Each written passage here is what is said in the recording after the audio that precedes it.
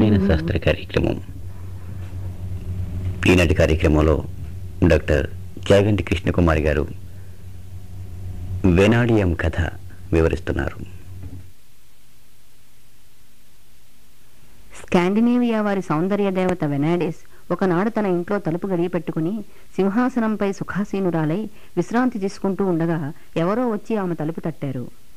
మరోసారి తట్టనీలే, అప్పుడు లేచి వెళ్లి తలుపు తీయవచ్చు అని అనుకుంటూ ఆమె మరోసారి తలుపు తట్టే శబ్దానికే ఎదురు చూస్తోంది. కానీ మళ్లీ చడీ చప్పుడు లేదు. మరి కాసేపటికి ఎవరో వెనక్కి తిరిగి వెళ్లిపోతున్న అడుగుల చప్పుడు వినిపించింది. ఎవరబ్బా వచ్చిన వ్యక్తి? ఆమె లేచి కిటికీలోంచి బయటకి కుతూహలంగా చూసింది. తల వంచుకుని వెళ్లిపోతున్న ఆ వ్యక్తిని చూచి, ఓ, ఓడరు వచ్చి వెళ్ళిపోతున్నాడన్నమాట అని అనుకుంటూ ఒక నిట్టూర్పు విడిచింది. సౌందర్య దేవత కోసమై ఎంతో దూరం నడిచి ఆమె ఇంటి తలుపు దాకా వచ్చి కూడా ఓలర్ దేవతను పొందలేకపోయాడు. కనీసం బయటకు వెళ్ళిపోతూ వెనక్కి తిరిగి చూసినా కిటికీలోంచి తనవైపే చూస్తున్న దేవత కనిపించి ఉండేది. ఆమె అతనిని పిలిచేది. వెనక్కైనా తిరిగి మరోసారి చూడని ఓలర్ని ఆమె ఎందుకు పిలుస్తుంది? ఆత్మవిశ్వాసం కొరవడి బిడియపడిన ఓలర్కి తగిన శాస్త్ర జరిగింది. ఆమెను పొందే అర్హత అతను కోల్పోయాడు. మరి కొద్ది రోజులలోనే దేవత ఇంటి తలుపును మళ్లీ ఎవరో తట్టారు. వారు ఎవరో కాని ఒకసారే తట్టు ఊరుకోలేదు. ఒకసారి తట్టి కొంత విరామమిచ్చి తర్వాత మళ్లీ తట్టడమూ కాదు, ఆపకుండా అలా తట్టుతూనే ఉన్నారు. అందాల దేవత సింహాసనం మీద నుంచి లేచి నడిచి వెళ్లి తలుపు తీసింది. సెఫ్స్ట్రామ్ లోపలికి అడుగుపెట్టాడు. ఆత్మవిశ్వాసంతో ధైర్యంగా లోపలికి అడుగుడుతున్న అతనిని ఆమె చూసింది, గుర్తించింది, తన ప్రేమను పంచి ఇచ్చింది. వారిరువురి సమాగమము వలన పుట్టిన పాపకు వెనాడియం అని పేరు పెట్టారు. 1831 జనవరి 28వ తేదీన ప్రఖ్యాత జర్మన్ రసాయన శాస్త్రజ్ఞుడు ఓలర్కి ఒక ఉత్తరం వచ్చింది. అందులో ఈ కథ ఉంది. అతనికి ఆ ఉత్తరాన్ని రాసిన వ్యక్తి కూడా రసాయన శాస్త్రజ్ఞుడే. అతను స్వీడన్ దేశస్థుడు, ఓలర్కి గురువు, చాలా గొప్పవాడు. పేరు బెర్జీలియస్. సెఫ్స్ట్రామ్ కొంత వెనాడియం ఆక్సైడ్ను నా దగ్గరకు తీసుకుని వచ్చాడు. ఇద్దరం కలిసి చాలా కాలం నుండి దాని మీద పరిశోధనలు చేస్తున్నాం. ఇందులో చాలా మలినాలున్నాయి. మలినాలను గుర్తించటం, వాటిని వేరు చేయటం పనిలో మేము నిమగ్నమై ఉన్నాం. ఇంతలో సెఫ్స్ట్రామ్కి ఇంటికి వెళ్లవలసిన పని తగిలింది. అతను వెళ్లిపోయినా నేను ఈ ప్రయోగాలను కొనసాగిస్తూనే ఉన్నాను. పరిశోధన ఇంకా పూర్తి కాలేదు కనుక నాకింకా ఈ పదార్థం కావాలి. అంచేత నీకు ఈ శాంపుల్ని కొద్దిగానే పంపుతున్నాను. అయితే ఈ శాంపిల్కి ఓ కథ ఉంది.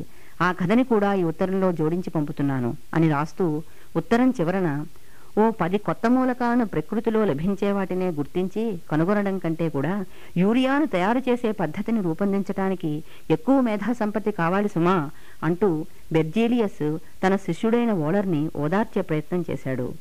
అప్పటికే ఓలర్ యూరియా సంశ్లేషణ పద్ధతిని రూపొందించి ప్రపంచవ్యాప్తంగా పేరు ప్రఖ్యాతలు గడించి ఉన్నాడు.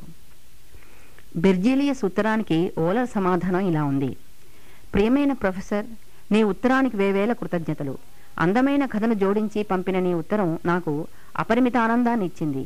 అయినా నిజం చెప్పాలంటే దానిని చదివాక నాకు కొంత విసుగు కలిగింది.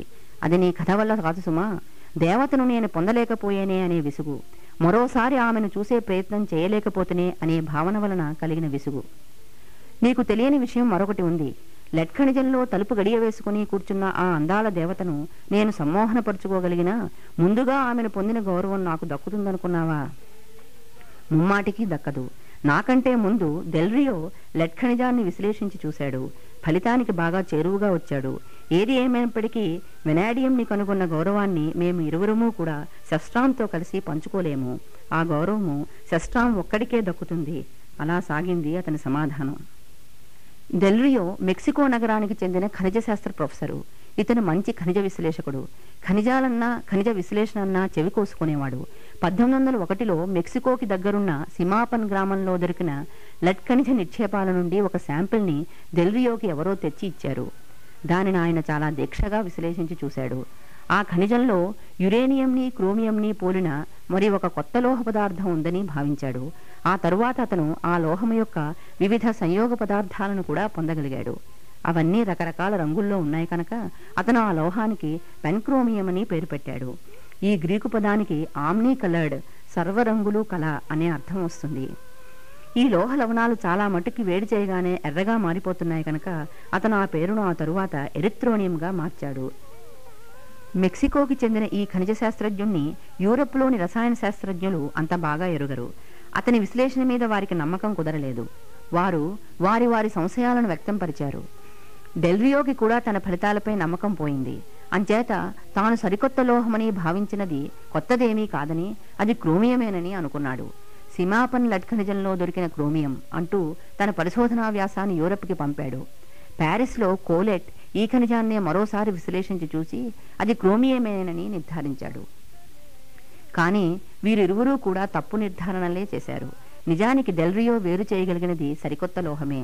అది క్రోమియం కానే కాదు, అది వెనాడియం లోహమే. కానీ వెనాడియంని కనుగొన్న కీర్తి అతనికి దక్కలేదు. ఫలితాలను సరిగ్గా వివరించలేకపోవడము, తన ఫలితాలపై తనకే విశ్వాసం లేకపోవటము ఇందుకు కారణాలుగా మనం చెప్పుకోవాలి. అవి స్వీడన్లో లోహశాస్త్రం అప్పుడప్పుడే అభివృద్ధి చెందుతున్న రోజులు. దేశంలో పలు చోట్ల లోహ కర్మాగారాలు నెలకొంటున్నాయి. కొన్ని ఇనుప ఖనిజ నిక్షేపాల నుండి ప్రగలనము చేయగా లభించిన ఇనుము పెలుసుగా ఉంటే, మరికొన్ని ఇనుప ఖనిజ నిక్షేపాల నుండి లభించే ఇనుము మెత్తగా ఉండేది. ఈ తేడా ఎందుకు వస్తోందానని ఆనాటి లోహశాస్త్రజ్ఞులు ఆశ్చర్యపోయేవారు. కారణం వారికి తెలియదు. టాబర్గ్ గని మేనేజర్ రిన్మ్యాన్ ఎప్పుడూ ఇనుప ఖనిజానికి ఒక పరీక్ష చేయించేవాడు. ఇనుప ఖనిజం నుండి వచ్చే ఇనుము పెలుసుగా ఉంటుందా ఉండదా అని తెలుసుకోవడానికి ఖనిజానికి హైడ్రోక్లోరిక్ ఆమ్లాన్ని కలిపితే నల్లని పొడి వస్తుందా రాదా అని ముందుగా తెలుసుకోవాలి అని అతను చెప్పేవాడు. ఈ పరీక్ష ఎందుకో ఏమిటో తెలియకుండా గుడ్డిగా చేయిస్తున్న పరీక్ష. ఆ రోజులలో సెఫ్స్ట్రామ్ స్కూల్ ఆఫ్ మైన్స్కి డైరెక్టర్గా ఉండేవాడు.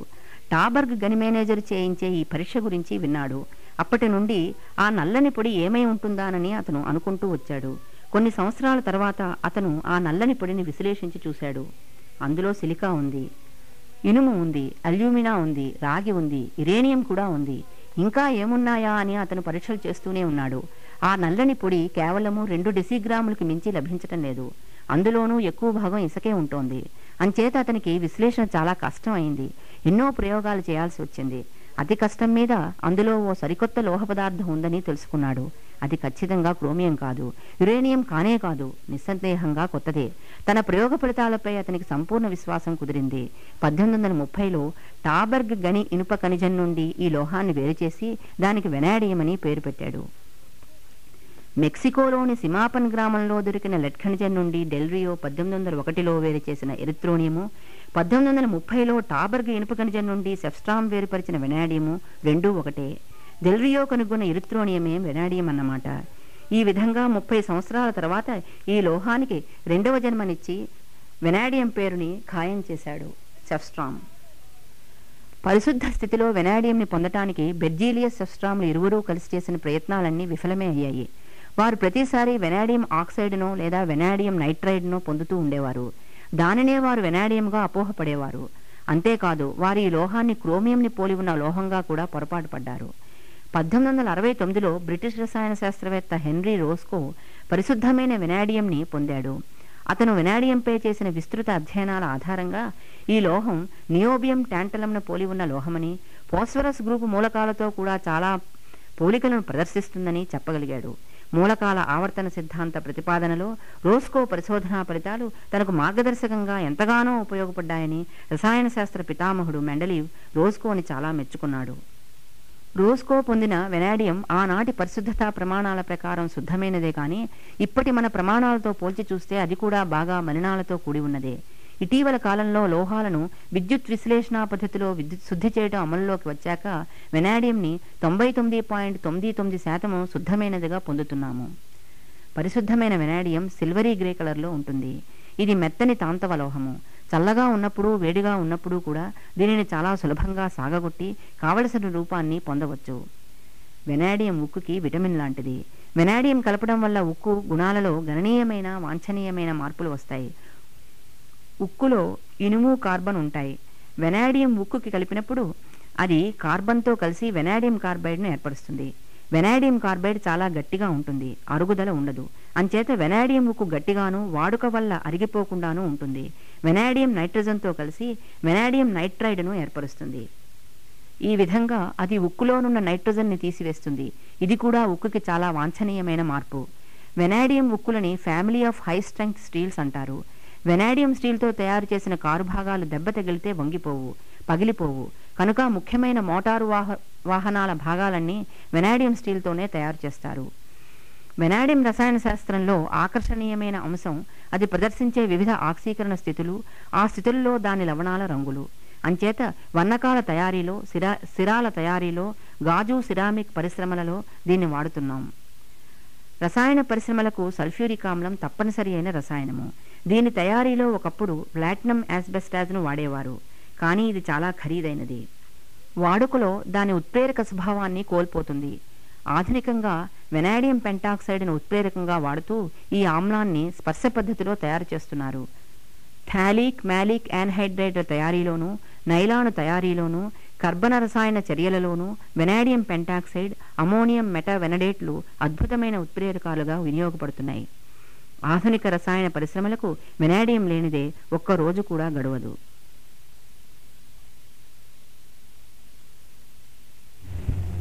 మీరింతవరకు డాక్టర్ చాగంటి కృష్ణకుమార్ గారు చెప్పిన వెనాడియం కథ విన్నారు.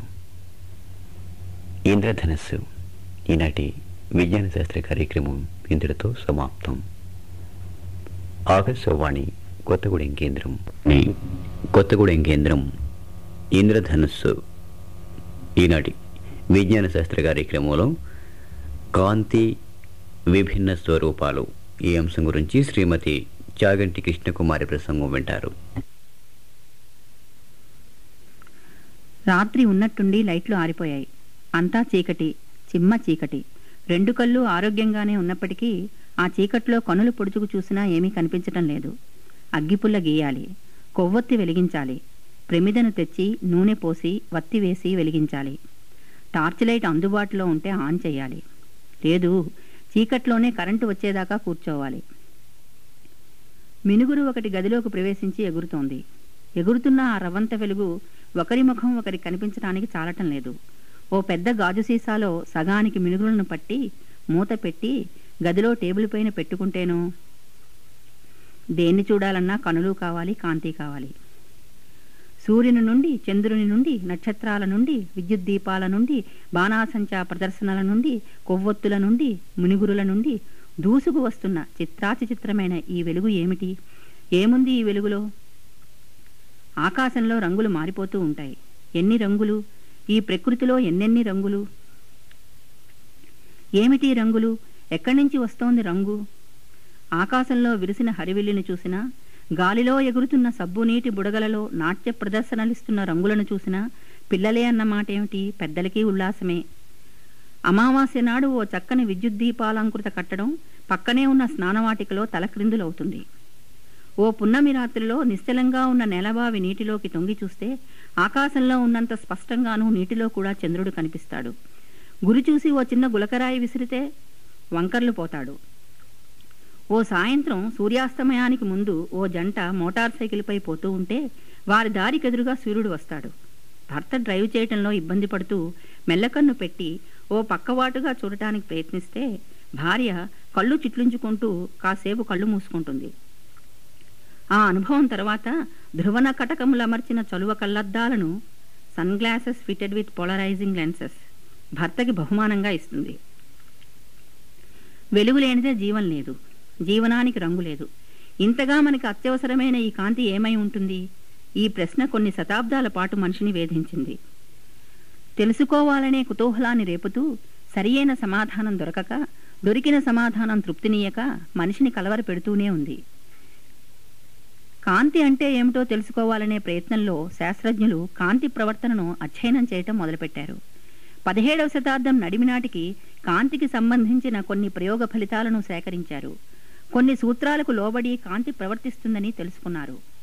ఆ కాలంలో కాంతి స్వభావం గురించి 2 సిద్ధాంతాలు ఒకేసారి ప్రచారంలోకి వచ్చాయి.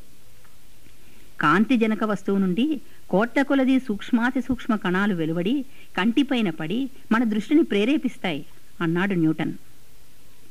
కాంతి జనక వస్తువు నుండి వెలువడిన శక్తి ఈథర్ అనే విశ్వవ్యాప్తమైన యానకంలో గోళాకార తరంగాలను సృజిస్తుంది. ఈ తరంగాలు మన కంటిని చేరినప్పుడు ఆ వస్తువును చూస్తున్న జ్ఞానం మనకి కలుగుతుంది అన్నాడు హైగెన్స్.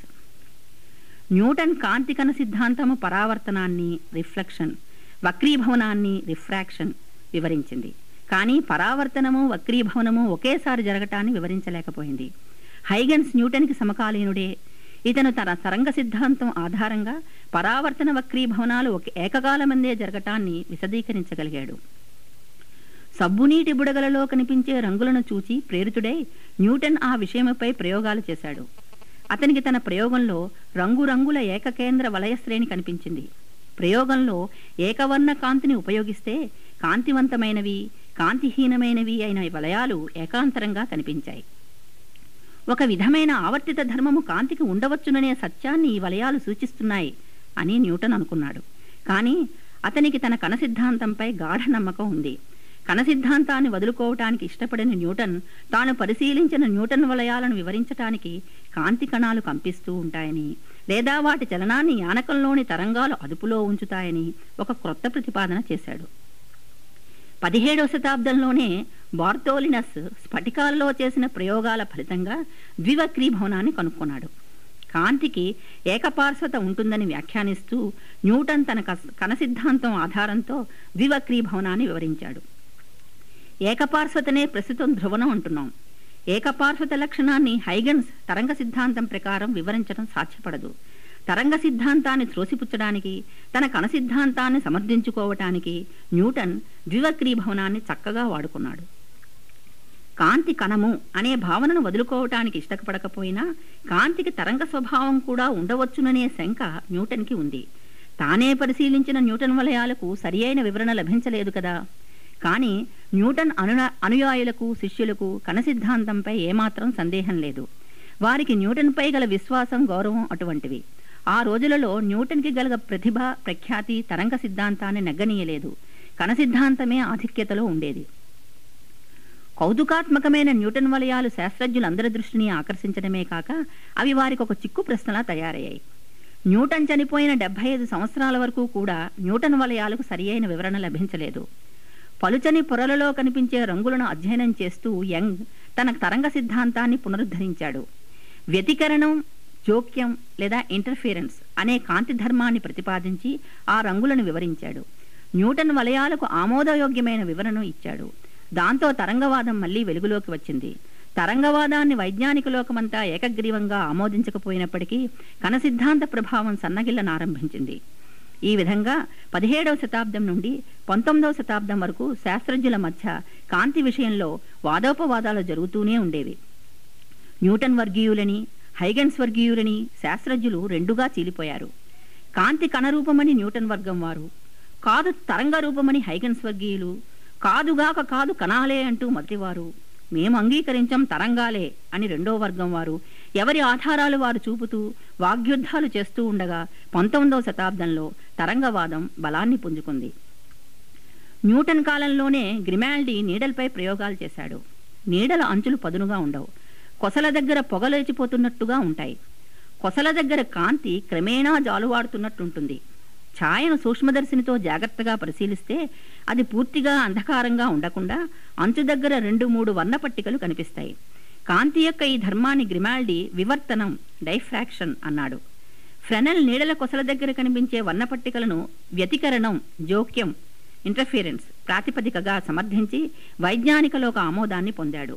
దాంతో తరంగ సిద్ధాంతానికి మరింత బలం చేకూరింది. ఇంతదాకా శాస్త్రజ్ఞులంతా కాంతి తరంగాలను అణుదైర్ఘ్య తరంగాలను అనుకుంటూ వచ్చారు. 1808లో మాలూస్ మామూలు దర్పణాల మీద పరావర్తన చెందిన కాంతి కిరణాలు కూడా కొన్ని పరిస్థితుల్లో ధ్రువణం చెందుతాయని కనుక్కున్నాడు. అప్పటి నుండి యంగ్, ఫ్రెనెల్ ఇద్దరూ ధ్రువణంపై విస్తృత పరిశోధనలు చేసి కాంతి తరంగాలు తిరియక్ తరంగాలై ఉండాలని నిర్ధారణకు వచ్చారు. ధ్రువణాన్ని వివరించటంలో కాంతి తిరియక్ తరంగాలుగా ప్రసరిస్తుందనే సిద్ధాంతం విజయం పొందింది. తరంగ సిద్ధాంత పునాదులు ఇంకా గట్టిపడనారంభించాయి. 1950లో ఫోకాల్ట్ కాంతి వేగాన్ని ప్రయోగపూర్వకంగా నిర్ణయించడం కూడా అప్పటి రోజులలో తరంగ సిద్ధాంతాన్ని శాస్త్రజ్ఞులు ఆమోదించడానికి కొంత కారణమైంది. న్యూటన్ కణ సిద్ధాంతం తెరమరుగైంది. ఇంతవరకు అందరూ కాంతి స్వభావాన్ని వర్ణిస్తూ దాని ప్రవర్తనా రీతులను వివరించ ప్రయత్నించారే తప్ప అసలు కాంతి అంటే ఏమిటి అనే ప్రశ్నకు సమాధానం రాబట్టలేదు. అదీకాక తరంగవాదంలో కూడా ఒక అవరోధం ఉంది. అపరిమితమైన స్థితిస్థాపకత, ఊహించడానికి వీలు కానంత సాంద్రత ఈథర్ యానకానికి ఉన్నాయని, అది విశ్వమంతా వ్యాపించి ఉందని హైగెన్స్ కల్పించాడు. ఈథరికి అతను ఆపాదించిన ఈ ధర్మాలు చాలా చిత్రమైనవి, పరస్పర విరుద్ధమైనవి. అతని ఈ ఊహకు ఆధారం లేదు. మ్యాక్స్వెల్ ఈ అవరోధాన్ని అధిగమించాడు. ఈ ఆంగ్ల శాస్త్రజ్ఞుడు తన ప్రతిపాదనకు ఆర్స్టెడ్, ఫారడేల విద్యుత్ శాస్త్ర పరిశోధనలను ఆధారంగా చేసుకున్నాడు. గణిత శాస్త్రరీత్యా 4 సమీకరణాలను ఉత్పాదించాడు. ఊహించడానికి కూడా వీలుకాని పద్ధతిలో దృశ్యశాస్త్రాన్ని విద్యుదయస్కాంత క్షేత్రాలతో ముడిపెట్టి కాంతి తరంగాలు విద్యుదయస్కాంత తరంగాలని, అవి కాంతి వేగంతో ప్రసరిస్తాయని నిరూపించాడు. ఈయన సిద్ధాంతం ప్రకారం కాంతి తరంగాలు తిరియక్ తరంగాలే. ఈథరయానకానికి స్థానభ్రంశ ప్రవాహం ఏర్పడడానికి అవసరమైన పారావిద్యుతికంగానే మ్యాక్స్వెల్ భావించాడు. అందుచేత హైగెన్స్ ఆపాదించిన విచిత్ర ధర్మాల వల్ల ఉత్పన్నమైన సమస్యలన్నీ తీరిపోయాయి. మ్యాక్స్వెల్ సిద్ధాంతం అందరికీ అంగీకారయోగ్యమైంది. ఇక కాంతి రూపంలోనే కాక ఇతర రూపాలలో కూడా విద్యుదయస్కాంత తరంగాలను ప్రయోగశాలలో సృజించడం సాధ్యపడాలి. 1887లో హెడ్స్ ప్రయోగశాలలో విద్యుదయస్కాంత తరంగ ప్రసారాన్ని సృజించి మ్యాక్స్వెల్ ప్రతిపాదనను రుజువు చేశాడు. రేడియో తరంగాలు మొదలుకొని పరారుణ తరంగాలు, దృగ్గోచర కాంతి కిరణాలు, ఎక్స్ కిరణాలు, గామా కిరణాలు ఇవన్నీ కూడా ఒకే కుటుంబానికి చెందిన విద్యుదయస్కాంత తరంగాలేనని రుజువైంది. విద్యుదయస్కాంత వర్ణపటంలో కాంతి ఒక స్వల్పమైన భాగము. తెల్లని కాంతికి తెల్లని కాంతిలో మిశ్రితమై ఉన్న రంగులను మాత్రమే చూసే సున్నిత శక్తి మానవ నేత్రాలకు ఉంది. కనుక అవే కనిపిస్తాయి. మిగిలిన విద్యుదయస్కాంత తరంగాలు మన కంటికి కనిపించవు. అయితే పరారుణ తరంగాలను స్పర్శతో గుర్తించగలుగుతాము. పరారుణ వికిరణాన్ని ఉష్ణ వికిరణం అని కూడా అంటారు. సూర్యుడి నుండి వెలుగుతో పాటు వేడి కూడా వస్తుంది. సూర్యగ్రహణ సమయంలో వెలుతురుతో పాటు వేడి కూడా ఆగిపోతుంది. ఒక వస్తువుని వేడి చేస్తే దాని నుండి ఉష్ణం వెలువడుతుంది, కాంతి వెలువడుతుంది. పదార్థాలని వేడి చేస్తే ఉద్గారమయ్యే వికిరణాన్ని ఉష్ణ వికిరణం అంటారు. పదార్థాన్ని వేడి చేస్తున్న కొద్దీ అది ఎక్కువ ప్రకాశవంతం అవుతూ ఉంటుంది. ఉద్గారమయ్యే వికిరణపు రంగు కూడా మారుతుంది. ఒక అనుభవజ్ఞుడైన ఉక్కు పనివాడు వేడిగా ఉన్న ఉక్కు ఉద్గారం చేసే వికిరణం రంగును బట్టి దాని ఉష్ణోగ్రతను సరిగ్గానే చెప్పగలుగుతాడు. క్రిమ్సన్ కలర్లో ఉంటే ఉష్ణోగ్రత 500 డిగ్రీల సెంటీగ్రేడ్ అంటాడు. పసుపు ఉంటే 800 డిగ్రీల సెంటీగ్రేడ్ ఉంటుంది అంటాడు. తెల్లని కాంతి వెలువరిస్తున్న సమయం వచ్చేసరికి ఉష్ణోగ్రత 1000 డిగ్రీల సెంటీగ్రేడ్ అని చెబుతాడు. వస్తువు ఉష్ణోగ్రతకి అది ఉద్గారం చేసే వికిరణ తరంగ దైర్ఘ్యానికి అంటే రంగుకి గల సంబంధాన్ని అధ్యయనం చేయటానికి శాస్త్రజ్ఞులు పూనుకున్నారు. ఈ విషయంలో స్టీఫాన్ వీన్ ప్రతిపాదించిన 2 సూత్రాలు విడివిడిగా నిజమని రుజువయ్యాయి. ఆ రెంటినీ కలిపి ఒకే సూత్రంగా ర్యాలీ జీన్స్ ప్రతిపాదించారు. వేడి వస్తువు యొక్క వికిరణ తీక్షణత ఆ వస్తువు పరమ ఉష్ణోగ్రతకు అనులోమానుపాతంలోనూ తరంగ దైర్ఘ్యం 4వ ఘాతానికి విలోమానంగానూ ఉంటుందని వీరు సూత్రీకరించారు. ఆకుపచ్చ, ఎరుపు వంటి కంటికి కనిపించే వర్ణపట భాగాలలోనూ అంతకంటే ఎక్కువ తరంగ దైర్ఘ్యం గల విద్యుదయస్కాంత తరంగ దైర్ఘ్యాల అవధిలోనూ ఈ సూత్రం ప్రయోగ ఫలితాలతో ఏకీభవిస్తుంది. కానీ నీలలోహిత, అతి నీలలోహిత తరంగాలకు అంతకంటే తక్కువ తరంగ దైర్ఘ్యాలకి ఈ సూత్రం వర్తించదు. ఈ సూత్రం ప్రకారం తక్కువ తరంగ దైర్ఘ్యాల దగ్గర వికిరణ శక్తి గరిష్టం కావాలి. ఇదే నిజమైతే వికిరణ తరంగ దైర్ఘ్యం తగ్గిన కొద్దీ వస్తువు నుండి ఉద్గారమయ్యే శక్తి అనంతం కావాలి. అంటే నిరవధికత సాధ్యపడాలి. ఒక నక్షత్రం నుండి ఒక సెకను కాలంలో వస్తున్న తరంగాల సంఖ్యకు ఒక హద్దు అనేది లేకుండా పోవాలి. అంటే నక్షత్రం నుండి ఉద్గారమయ్యే శక్తి అనంతం కావాలి. ఇది అసంభవం. ఈ విధంగా ఉష్ణ వికిరణ స్వభావాన్ని వివరించడంలో ర్యాలీ జీన్స్ ఇద్దరు విఫలమయ్యారు. ఈ వైఫల్యాన్ని భౌతిక శాస్త్రజ్ఞులు హ్రస్వ తరంగ దైర్ఘ్యాల దగ్గర ఉపద్రవం లేదా అతి నీలలోహిత విపత్తుగా వర్ణించారు. అప్పట్లో వారు దానిని ఒక ప్రత్యేక సూత్రానికి వచ్చిన విపత్తుగా మాత్రమే భావించారు.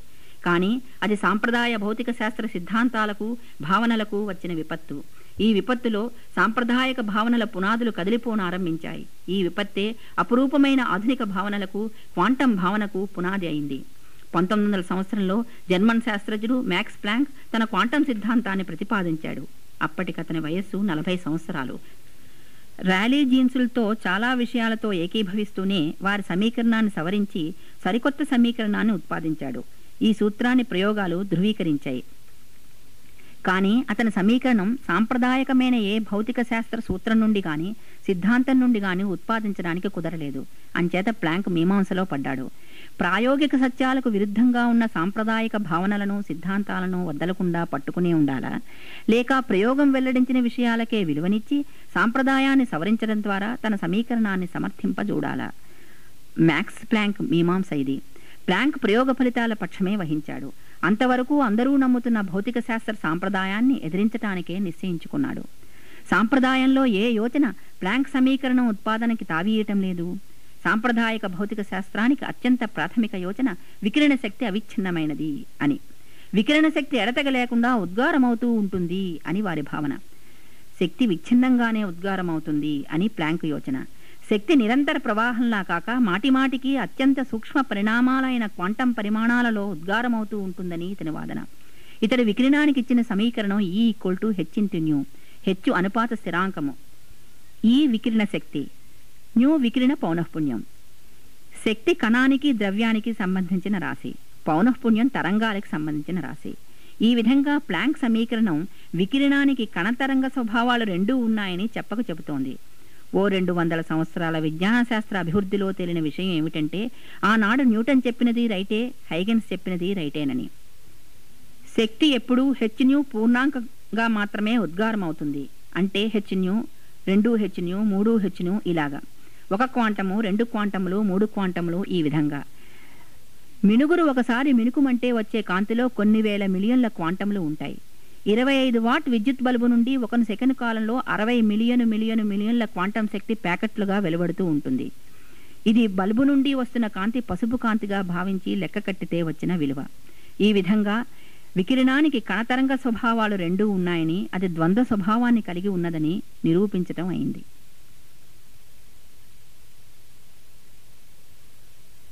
మీరింతవరకు కాంతి విభిన్న స్వరూపాల గురించి శ్రీమతి చాగంటి కృష్ణకుమారి గారి ప్రసంగం విన్నారు.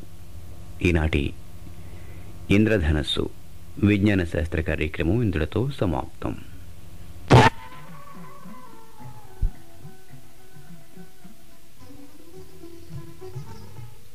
నమస్కారం. ప్రశ్నావేదికలో పోయిన వారం మిమ్మల్ని 3 ప్రశ్నలు అడిగాం. ముందుగా వాటికి సమాధానాలు చెప్పుకుందాం. వైరస్లు, బ్యాక్టీరియాలు ఈ రెండింటి మధ్య తేడా ఏమిటి? ఇంటర్మీడియట్, డిగ్రీ సైన్స్ విద్యార్థులందరికీ దీని సమాధానం తెలిసే ఉంటుంది. ఇప్పుడిచ్చే వివరణ మిగతా వారి కోసం. ముందుగా బ్యాక్టీరియా గురించి చెప్పుకుందాం. మనకు తెలిసిన అతి చిన్న జీవులు బ్యాక్టీరియాలు. వీటిలో ఎక్కువ భాగం 0.005 మిల్లీమీటర్ల పొడవు మించని ఏకకణ జీవులు. సెల్ లేక జీవకణం లేకుండా జీవం ఉండదు కదా. బ్యాక్టీరియా మన చుట్టుపక్కల అంతటా ఉన్నాయి. గాలి నిండా, నీటిలో, భూమిలో, ఆఖరికి ప్రతి ప్రాణిలోనూ. అంతటా మనకు కనిపించకుండా బ్యాక్టీరియా ఉన్నాయి. భూగర్భంలో కొన్ని మీటర్ల లోతున, సముద్రపు అడుగున కూడా బ్యాక్టీరియా వర్ధిల్లుతున్నట్టు కనుగొన్నారు. బ్యాక్టీరియాలు కణ విభజన ద్వారా పునరుత్పత్తి చెందుతూ ఉంటాయి. ఇక వీటి వల్ల లాభ నష్టాలు అంటే అదొక పెద్ద గ్రంథమే అవుతుంది. మొక్కల నుండి మొదలుకొని సకల జీవజాలం వర్ధిల్లుతూ ఉండడానికి బ్యాక్టీరియాలు నిశ్శబ్దంగా చేస్తున్న శ్రమే కారణం. కానీ లోకంలో ఉన్న 1,00,000 వ్యాధులకి, రోగాలకి, వేలాది టన్నులు ఆహార పదార్థాలు కుళ్ళి వ్యర్థమవ్వడానికి బ్యాక్టీరియాలే కారణం. ఇక వైరస్లు బ్యాక్టీరియా కన్నా కూడా సూక్ష్మమైనవి. వైరస్ల వల్ల వచ్చిన చిక్కేమిటంటే వాటిని జీవులని వర్గీకరించడం కుదరదు. అలాగని నిర్జీవులని చెప్పలేము. 1892లో దిమిత్రి ఇవనోవ్స్కీ అనే రష్యన్ శాస్త్రవేత్త పొగాకు పంటకు వచ్చే ఒక వ్యాధి గురించి పరిశోధిస్తూ వైరస్ని కనుగొన్నాడు. వైరస్ అనే లాటిన్ పదానికి విషం అని అర్థం. వైరస్లు కణరహితమైనవి. ప్రోటీన్లు, న్యూక్లియిక్ యాసిడ్లు అనే కణ భాగాలతో వైరస్ ఏర్పడుతుంది. వైరస్ పూర్తి కణం కాలేకపోయింది కాబట్టి బ్యాక్టీరియాల్లాగా ఊపిరి పీల్చడం కుదరదు. జీవకణంలో ఉండే జీన్తో వైరస్ని పోలుస్తారు కొందరు.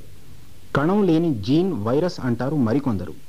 వైరస్లు జీవకణాల్లో ఉంటూ వాటిపై ఆధారపడి పెరుగుతూ, పునరుత్పత్తి చేసుకుంటూ వృద్ధి చెందుతూ ఉంటాయి. వైరస్లు బ్యాక్టీరియాల్లో ఉండవచ్చు, కానీ బ్యాక్టీరియాలు వైరస్సుల్లో జీవించే వీల్లేదు. జీవకణంలో నుండి తీసి వైరస్ని బయట ఉంచామనుకోండి, అది జడ పదార్థమే.